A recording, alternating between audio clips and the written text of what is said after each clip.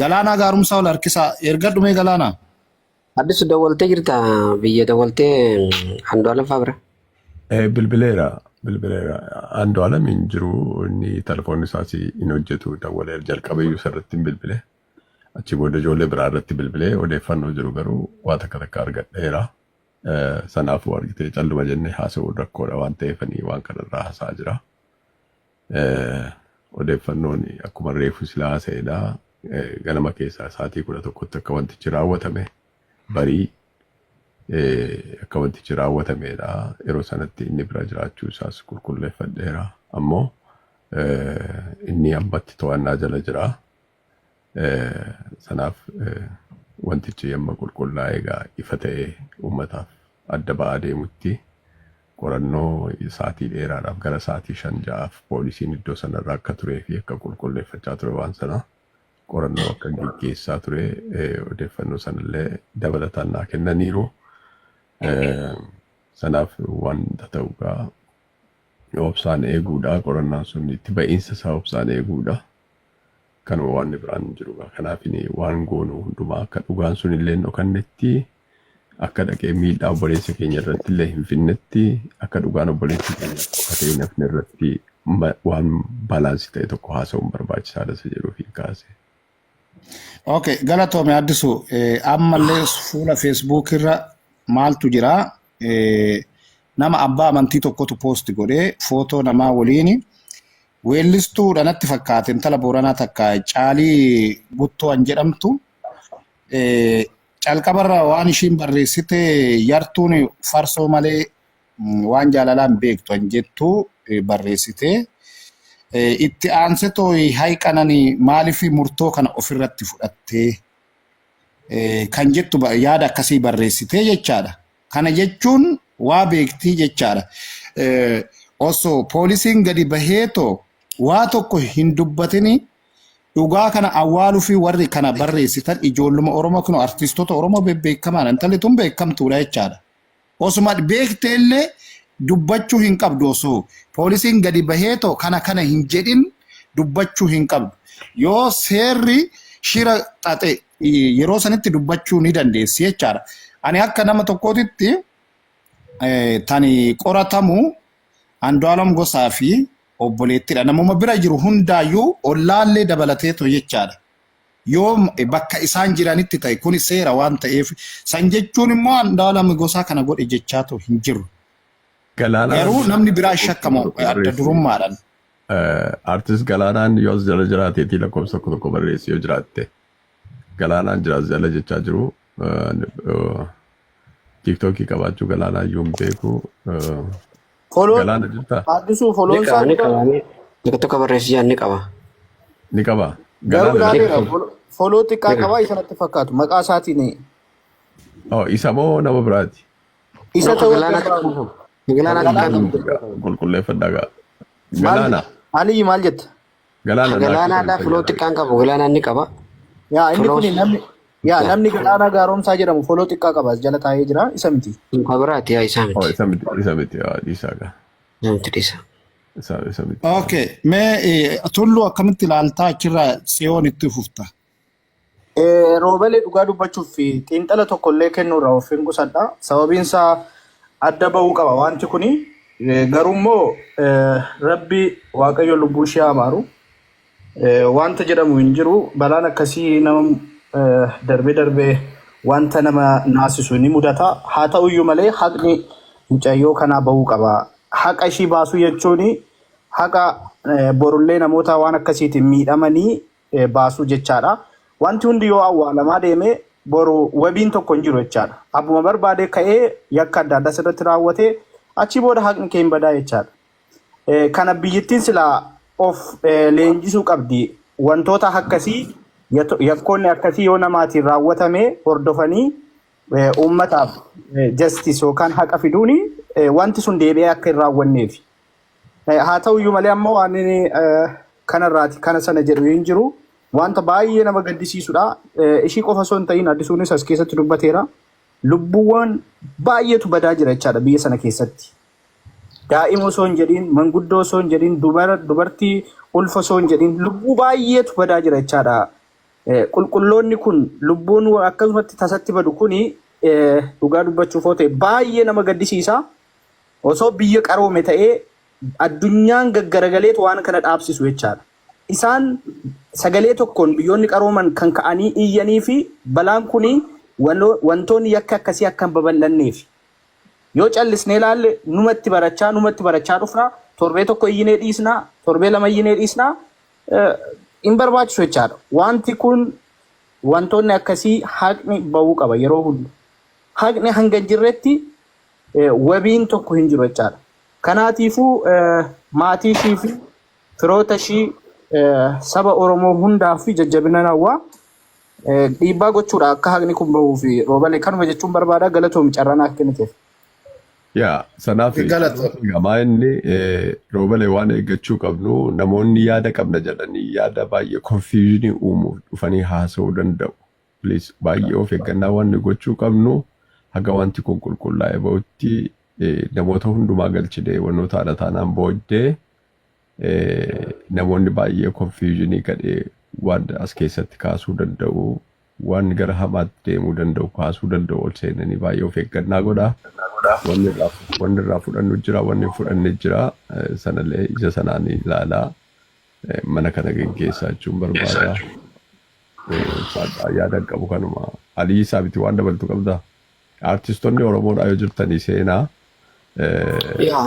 carraa fudhadhaa. Yaada jiru fixxe yaadni hin qabu umma silaa yaada namarraa fuuneetu nama Facebook irrallee dubbisuu yoo baannee gaariidha.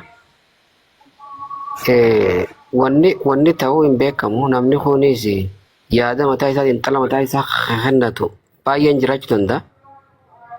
Ammoo dubbii abbuma bira jiruu fi abbuma gartee jaartiin irraa duute santu beeka inni ni jira lubbuuni.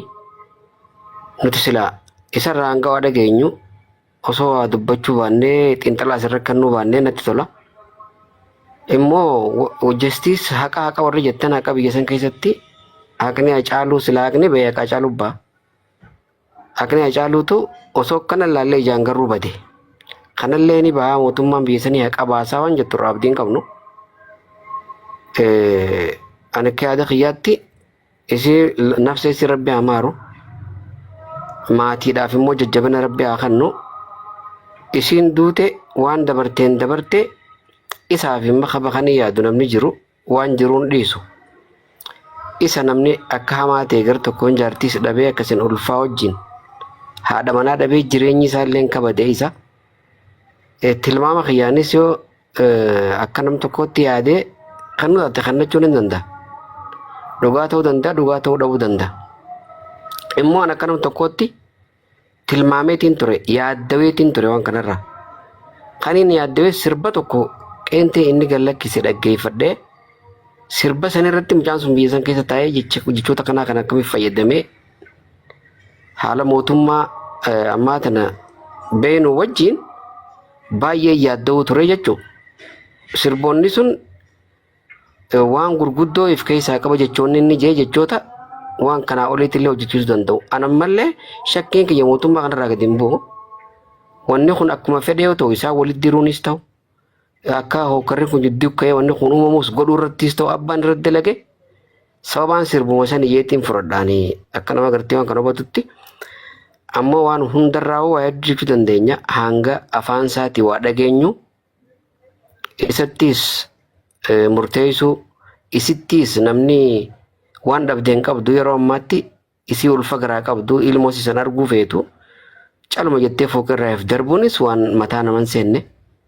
Inni sosoonnummaan fedhe taate haadha mana isaa. Yaa amma gamaadhi waan amma taasofte irratti aliyyee waan amma taasofte irratti maaliif fakkeenyaaf amma amma waan walleejii wal qabsiiste kaasuudhaaf yaalii goote. Fakkeenyaaf amma seetaappii ati fooqii irraa of darbii waan akkasii hojjeteera waan ta'eef waan wallee akkasiitiin mootummaan wallee kanaa wajjin wal qabsiisee iseedhaan fooqii irraa of darbiitii. Isa hiniina waan jedhu seetaappii akkasiidha. Yoo isiidhaaf maal godheedha kan namni sun lubbuu isaa dabarsee kan. No akkasii miti yoo isa inni amala hinaaffaa qabaatu nama Andu'aalam hin beeku. Andu'aalem mootummaatti carraan arganne. Wanni walleedha walleen yeroo dheeraa tureera erga walleen sun ba'ee hammami. Soo sanaa fi yootuu dhimma irra qabaatee mootummaa irraa ta'ee seeratti illee isa dhiyeessuu danda'a jechuudha. Yoo wanti No, irratti hin dhiyeessu addis irratti hin dhiyeessu. Karaa shiraatiin dalaga malee irratti hin dhiyeessu. Mootummaa kana walumaan beeknami. Karaa biraatiin dalaga. Namatti ergee nama intala jalatti ergee yoo namni biratti ergee nama hinaafu ta'e. Nama isaa walitti ilaali amma maaliif kallattii kanaan amma fakkeenyaa fi kallattii kanaanii ani akka kootti maaliif ani fudhadhu amma kallattii kanaan maaliif utuu dhimma irraa qabaatee right away yeroo masanaa argitee akshinii irratti fudhata ture sochii masanaa irratti fudhata mootummaan argitee sanaaf gama sanaa wajjin wal qabsiisnee ilaaluun iyyuu dogoggoranitti fakkaata isa kanaa. Maatii keessatti yeroo baay'ee rakkoon dhala taa'e abbaa manaa fi haadha manaa walitti bu'uu danda'u walitti bu'uu danda'u. Yeroo sanatti maaltu ta'e eessa turte eenyu wajjin turte isa sanatu ilaalama jechuudha argitee. Isa sana immoo bifa qorannootiin itti adeemama. Nuti obboleessa keenya irraa waan akka rakkoo tokko hin qabnu dhugaadha inni weellisaadha famasiidha aartii Oromoo guddisuu keessatti shoora guddaa muuziqaan Oromoo akka baay'ee dhaga'amu keessatti shoora Andu'aalem taphate eenyu keenyaaf iyyuu ifaadha jechuudha. Ifaadha dhugaa dubbachuudhaaf akka Hacaaluutti ilaalla. Haa ta'u malee garuu obboleettii kana ani kiliippiidhaan hin beekaa mucaa bareedduu argitee namni viidiyoo isaa irratti ilaalee mucayyoo kana hin jaallanne hin jiru tokko hundumtuu jechuudha. Argitee aartiidhaan dhuftee beekamte mucayyoon kunillee. Ammoo dhugaa dubbachuudhaaf mucayyoo kana durumaa jalqabeellee baay'ee heerumayyuu akka geesseetti hin ilaaluun ture. Amma immoo akka daa'ima kiyya ishee xiqqootti hin ilaala dhugaa dubbachuudhaaf. Akka sanatti natti dhaga'ame jechuudha. Maaliif rakkoon uumamuu danda'a hin uumama namni walitti bu'a mana keessatti. Hundumti keenyaadha manaa qabna barra. Walitti buuna. Dhibinaan Ameerikaa ta'ee biyyatti jaartii kiyya nan lola bilbilaan. Argitee as taa'e iyyuu jechuudha. Inkaan na bira jiraattee miti. Sanaafi rakkoodha. Sanaaf isa sana keessatti rakkoon uumamuu danda'a. Wanta kana immoo isatu raawwate jechaan jirru. Garuu wanti kun amma seeraan qulqullaa'ee gadi bahutti obsaan eeguu fi xiinxala akkasii rakkoo wajjin argite wanti kun akka komplikeet ta'u gochuu irraati of eeggachuu. Dhugaan mucayyoo kanas dhokatee hafuun qabu obboleessa keenya irrattis immoo seeraa ala murtiin dabaa kennamuu qabu. Kanaafiti waan dubbannu irraa of eeggannee waan adeemu sana obsaan eeguu qabna jechuudha. Garuu naannoo kallattiin inni shakkee karsanii wanti lama shakkii qiyya malee akkas ta'a jechuu qiyyaa miti kun immoo shakkii qiyya isaan dhugaa immoo rabbii baasa malee mootummaa Itoophiyaa dhugaa baasaas jennee dhugaa dubbachuuf mootummaan sun dhugaa ni baasaa yoo naan jette wallaahi inni baasa jee xiqqoomallee yaadu mootummaa namni jiru kun jechuu hanguma qaduraan ture sanillee mootummaan kun irratti hojjetee dhugaa ni baasa jee abdii irraa hin qabu yoon ibsame malee jechuudha. Kanaaf amma dhugaan namni irraa eegamu abbichummaa wanni sun bira godhamte silaa diinni namaan dhokatu. Yoo hangam fedhe namni dhohisuudhaaf yaadallee diinni namaa dhokachuu hin danda'u rabbi nama baasa. Yoo kana uumaa harka. Mucayyoo Hacaaluu bira turte maal baafte? Mucayyoon Hacaaluu wajjin gaafa sanaa ishee bira jira jedhamte maal baafte? Mana hidhaatti bilisa baatee bar. Waan tokko waan baastee hin qabdu.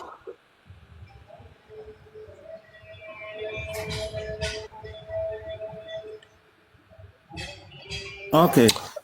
Galatoon Ali takkaamee dhiifama wajjin haasa'u na ayyamtani. Itti Faatuma. Ayyeeshii akkam nagaa qabdanii ani wanni jechuu barbaadu tokko ilmi namaa wayita du'u waan kanaan du'ee akkanaan du'ee namni waa hedduu haasa'uu danda'a beektaa? Waa hedduu irraa kaastee haasa'uu dandeetta. Ammaa miti waan amma jiru osoo hin taane waan waggaa har'aa uumame hunda kaastee haasa'uu dandeetta. Wanni tokko wanni beekuu qabnu ani hordoftu amantii Islaamaati. Oromoos hin qeequ, Amaaras hin qeequ, nama du'ellee immoo hin qeequ, nama jirullee akkasumatti qeequu hin danda'u. Garuu wanni tokko wanni ani itti amanu tokko ni jira. Ilmi namaa namni ajjeesee qofaa miti ka du'uu danda'u. Dhugaa akka jedhame namtittiin tun mucayyoon duute tun of darbitee yoo ka duute taate waa hedduu shakkuu ni dandeenya. Garuu immoo namni ajjeesee qofaa miti ilmi namaa ka du'uu danda'u. Nafseen keenya anammoo akkanumatti si wajjin haasa'u du'uu nan danda'a. Fe'ameetiniin yookaan immoo gufadhee kufee du'uu nan danda'a. Wanni ani isin jechaa jiru gaaf kana ani namni na ajjeesee jechuun hin danda'amu. Ofiimmoo lafumaa ka'eetiin rabbiillee na ajjeese jechuun danda'u. Dhugaan harka rabbii jirti. Inni lammataa immoo namni bira jirullee baasuu hin danda'u dhugaa kana. Dhugaa dubbanne yoo jenne akkuma obboleessi kiyya jedhetti dhugaan Hacaaluu hin baane. Dhugaan weellisaa Daadhii Galaanaa hin baane. Dhugaan nama hedduu hin baane. Dhugaa dubbachuuf jechuudha. Biyya kanatti immoo dhugaan ni baha jedhee anillee akkuma Aliyyiin dubbatan hin yaadu. Garuu wanni an guddaan dubbachuu barbaadu dubbii kana gocha hojjetame kana mootummaanis haga dandeenye karaa mootummaatiinis karaa namaatiinis osoo wal qabsiisnee dubbachuu baanne. Amma waan inni sirba obboleessi kiyya Aliyyii jedhee irratti weelluu wayii weeddisee turee jedhee inni kun. Waan kadhamu nu quban qabnu ani baay'ee nama hordoftullee miti sooshaal miidiyaallee garuu waan kana quban qabu osoo wanni kun dhugaa waan jiru ta'e nan dhagahaa ture. Weellisuu ni danda'a namni kun yookaan immoo mootummaan ijarran kaa'anne waan kana jechuudha. Garuu gaafa nu as biratti baanee marii goonee waan kana haasofnu qaamni mootummaa baay'eetu nu keessa jiraachuu danda'a ammaan tana. Indoom haga hafee nama kanarratti shakkii uumaa jirra jechuudha. Mootummaan kun edaa namni kun badii baay'ee hojjetee jira mootummaatu hin agarre malee yaada jedhu mootummaa irratti uumuu dandeenya. Qaamni mootummaa as keessa jiraachuu danda'a isiniin jedhee jira. Akkasanii waan karaa mootummaatiin osoo wal qabsiisuu baannee natti tola. Inni biraa immoo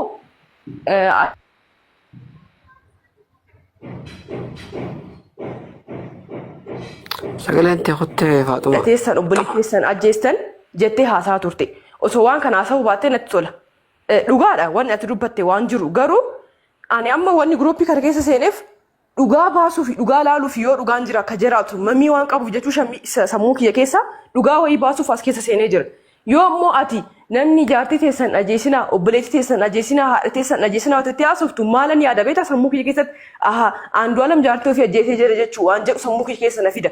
Miknyaatuum namni as keessa jiru nama baay'ee gara nama 500 namni kun hunduu shakkii sammuu ofii keessaa qaba.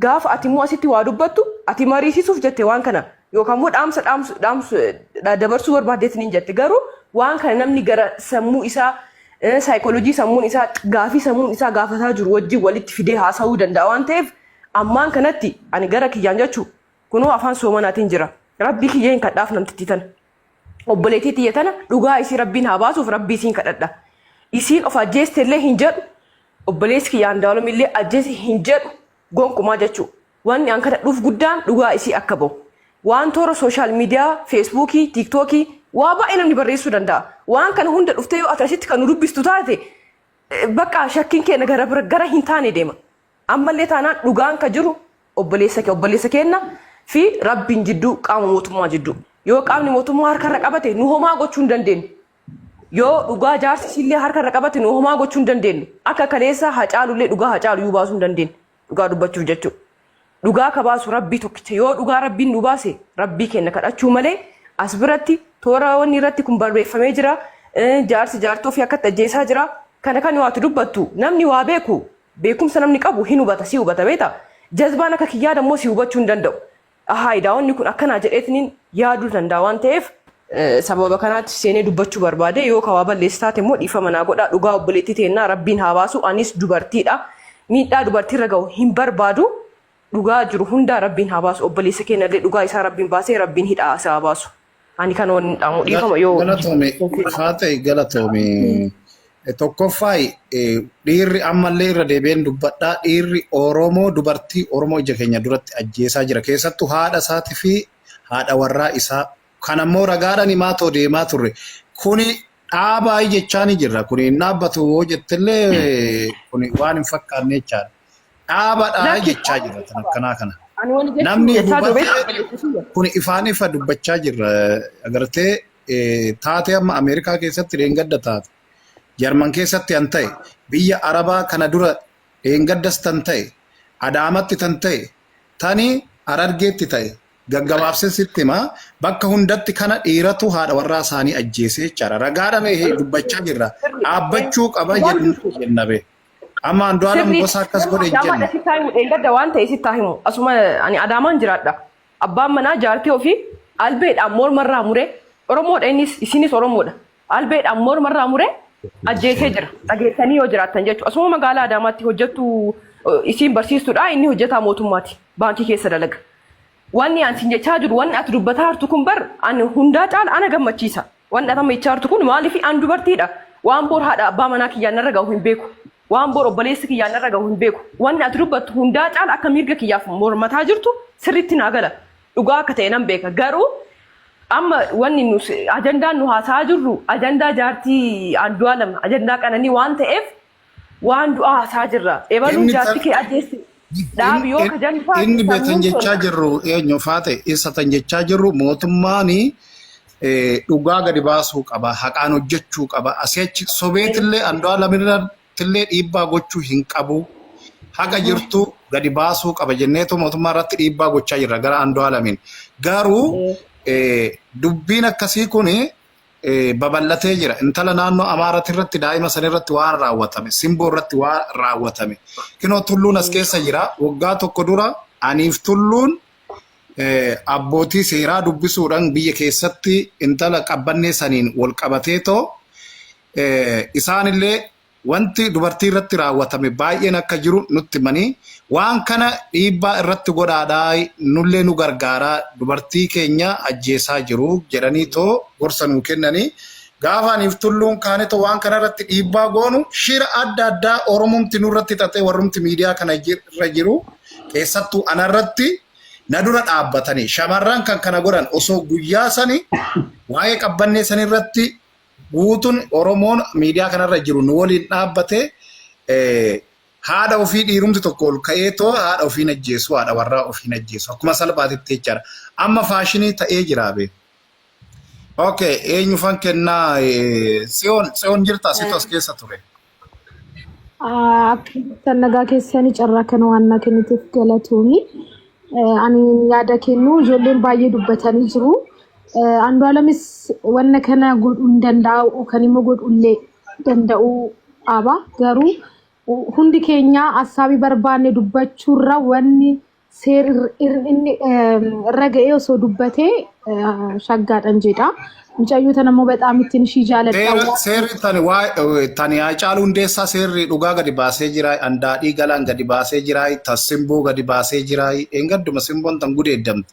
Tan intala warra Amaara daa'ima san gadi baasee jira. Amma nuyi mootummaa irratti dhiibbaa gochaa jirra malee ebeelota akkas godhee jechaa hin jirru. Tsiyoon. Okay. Kana jechaan jirtan garuu anis yaadan qabu ennaan dubbadhee namni biraatis yaada qabu ennaa dubbatee wanni hojjetame samuu hin danda'a jedhee kana yaadaan. Dhugumaa seerri ijoollee baay'ee du'aniitis daffaramanis wanna baay'ee furmaata nu kennaa hin jiru garuu immoo wanni anis wannan yaadeen dubbadha namni baay'ee immoo wanna yaade dubbata. Amma Andu'aalam kana godhees namni jedhu jira ijoolleen shakkanis jiranii.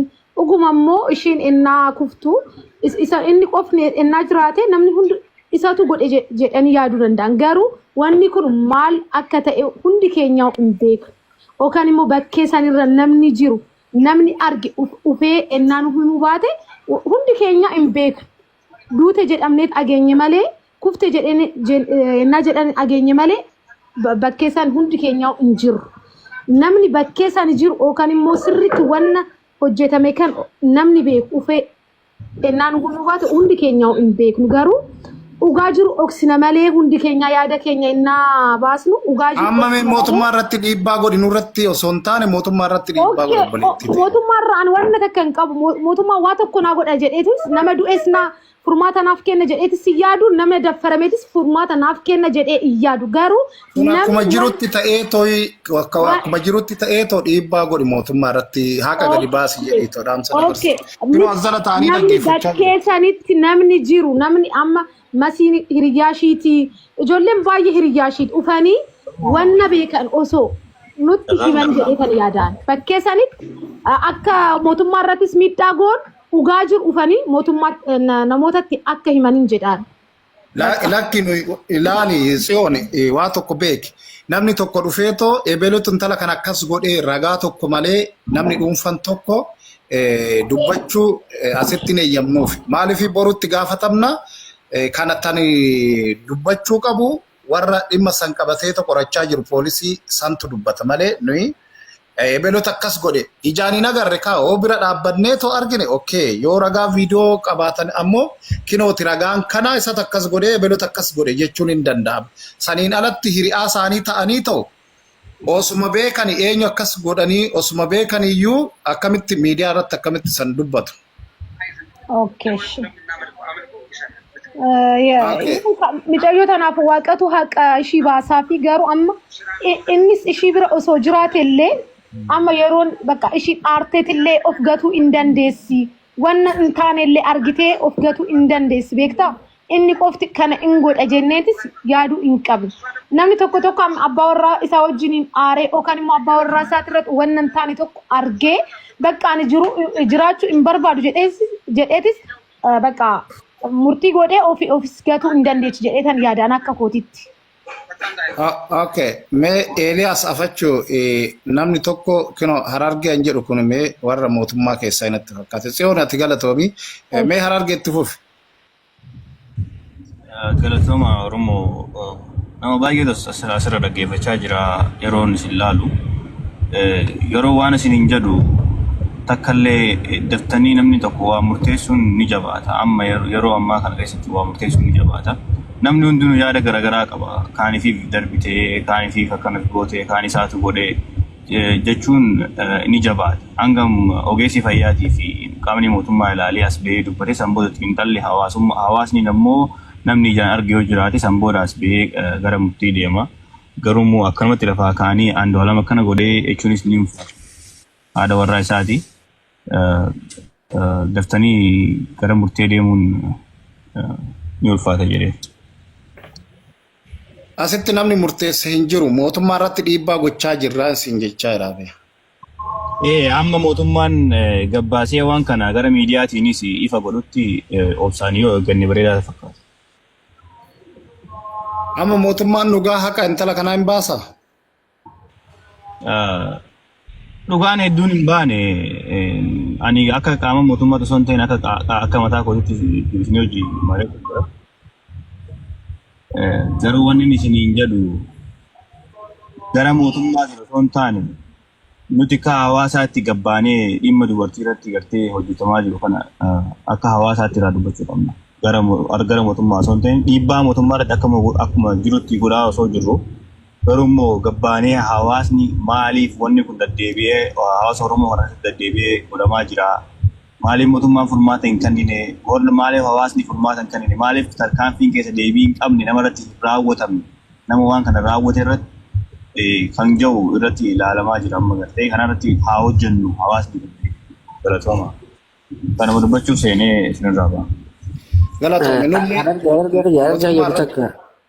Nama mootummaa deeggaruu na fakkaata oggita akka nama mootummaa deeggaruutti du'a dhuftu sanaaf namni haala mijjeessu jiru mootummaadha jee nama amanuun.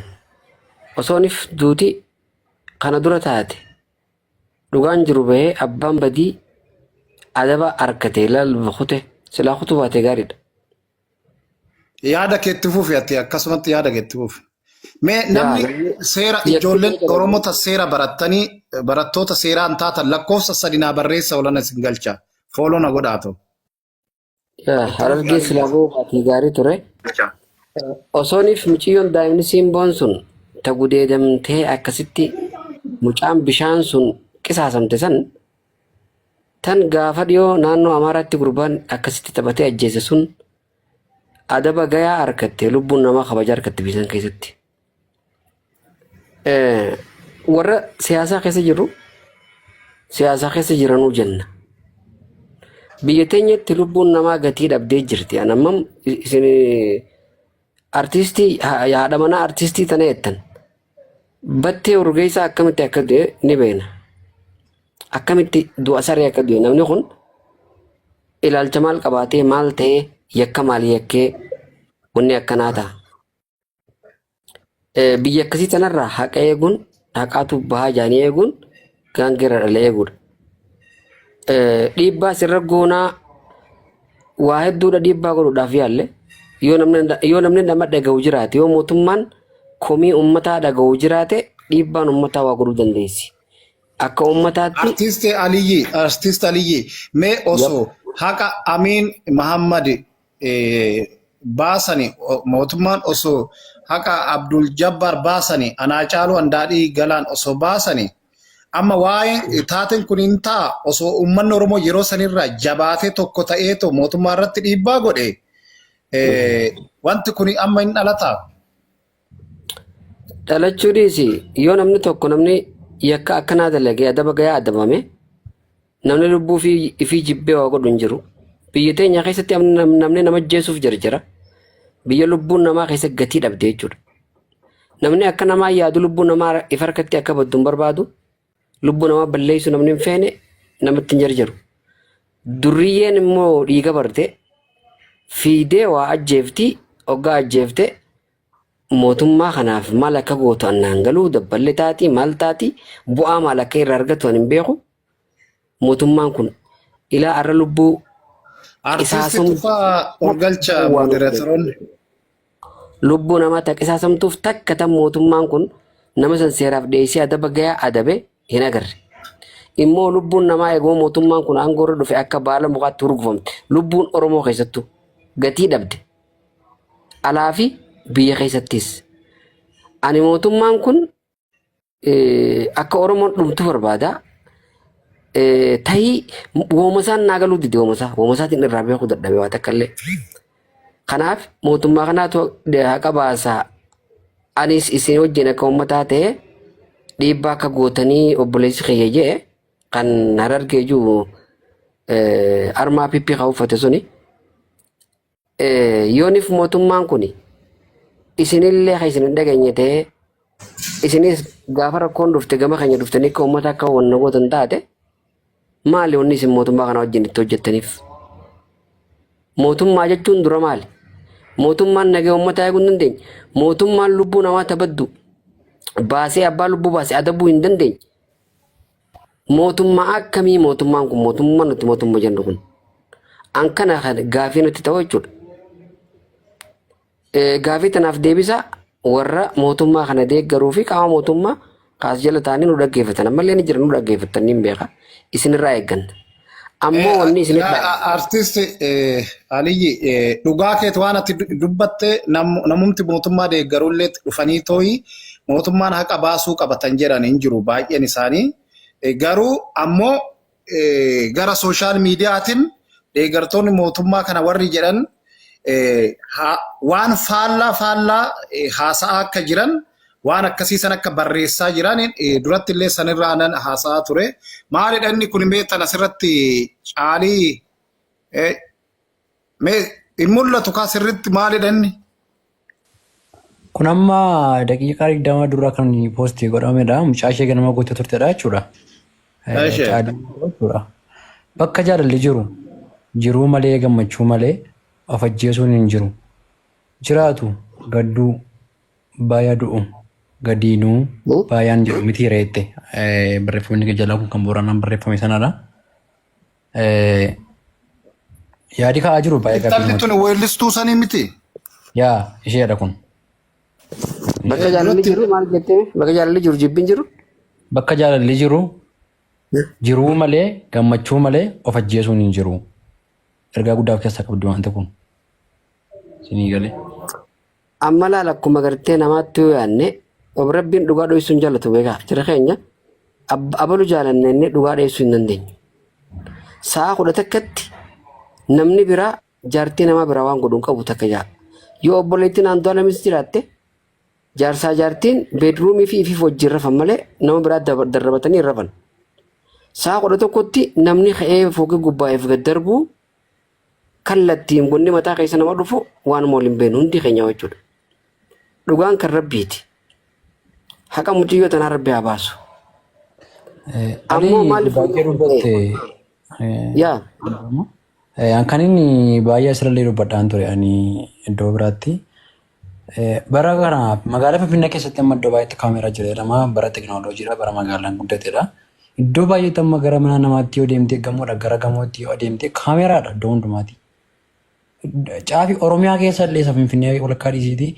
Oromiyaa keessa caafii irrallee kaameraan gaxxamamee jira. Kaameraa irratti mana dhuunfaa irratti waajjira mootummaa garaa garaa irratti gamoo gurguddaa irratti kaameraan gaxxamamee jira jechuudha. akkamittiin wanti kun amma namni amma kaa'ame gamoo shanaffaarraa of darbattee duutee wanti jedhamu kun ka'e wanti jedhu hunda keenyaaf iyyuu gaaffii guddaadha. Moo yeroo sana gamoo sanarra kaameraan hin jiru.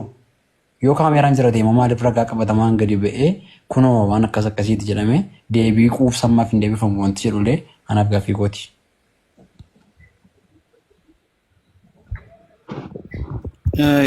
Kana dura laal muuxannoo qabna nuyi intala godina Jimmaatti dhalattee Finfinnee kana abbaa warraa ishii waliin dhuftee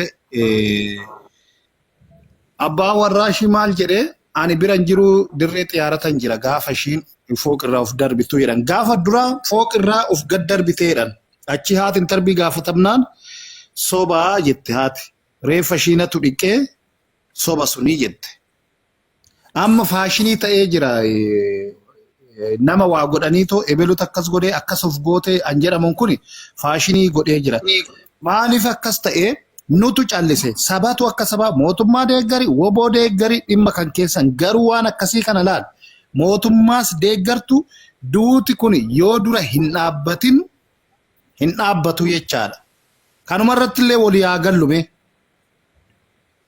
namni ajjeefame dhugaan hin qabu. Yeroo darbee waa'ee dhimma carraan koona fakkaata. Kan Eliyaas carraan obsi obboleessi. Heeban irratti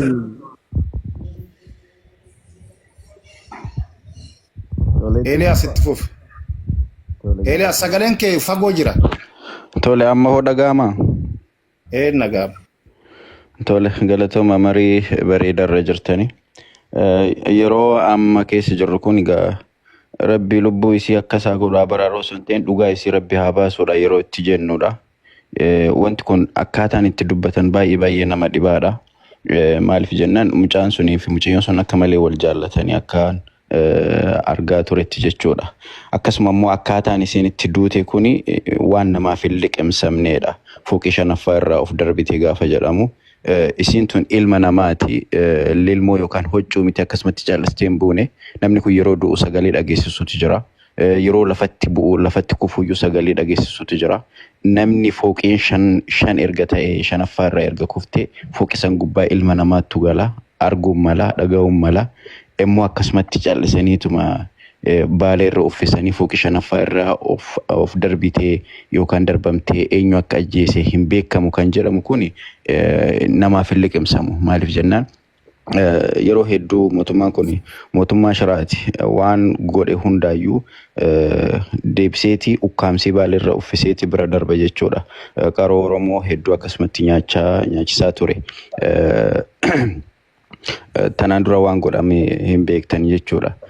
Yeroo wanni wayii uumamu gara siyaasa isaatitti harkisa siyaasa irratti dalaga jechuudha keessatti mucaan kun qaroo Oromooti weellisaa Oromooti artistii cimaa artistii guddaadha dagaagina artii afaan Oromoo keessatti qooda guddaa qaba so kallattiidhaan isa akkas gochuu osoo hin ta'in kallattiidhaan isa miidhu yookaan immoo artii Oromoo san laaffisuuf yookaan immoo hojii isaa san laaffisuuf ni godhama kun hin godhamu mootummaan hin godhu jechuu hin dandeenyu ni godhas jechuu dandeenya maaliif jennaan osoo gochuu baateeyyuu dhugaa isii san silaa akka fooqii shanaffaa irraa jedhame san hin baasaa ture garuu mootummaan kun yeroo hedduu jechuudha artistoonni Oromoo ta'ee namoonni dhuunfaa yeroo Finfinnee ta'ee naannoo biraattis ajjeefamanii tokkolleen kan dhugaan hanga ammaa bahe hin jiru maaliif in barbaadu dhugaa san baasu jechuudha dhugaa baasuu irra siyaasa irratti dalaguu jaallata mootummaan kun jechuudha erga mootummaan kun biyya san bulchuu eegale namoonni nuti dhabaa jirru namoota deebinee argachuu hin dandeenyedha namoota qaaliidha namoota ciccimaadha akka waan itti yaadanii itti saganteeffatanii waan kana gochaa jiranii hamilee Oromoo cabsuudhaaf yookaan Oromoo ittiin gabroomsuudhaaf ittiin jiilchisuudhaaf akkuma harka muraaf harma muraa jiilchisuudhaaf godhan ummata keenya cabsan san ammallee Itoophiyaa takkitti san ijaaruudhaaf yookaan Itoophiyummaa san cimsuudhaaf sabboonummaa Oromoo dhabamsiisuu waan qabanii fi warra sabboonummaa Oromoo leellisu kan dhabamsiisuu waan qabanii fi warra sabboonummaa Oromoo leellisu kana Oromoo keessaa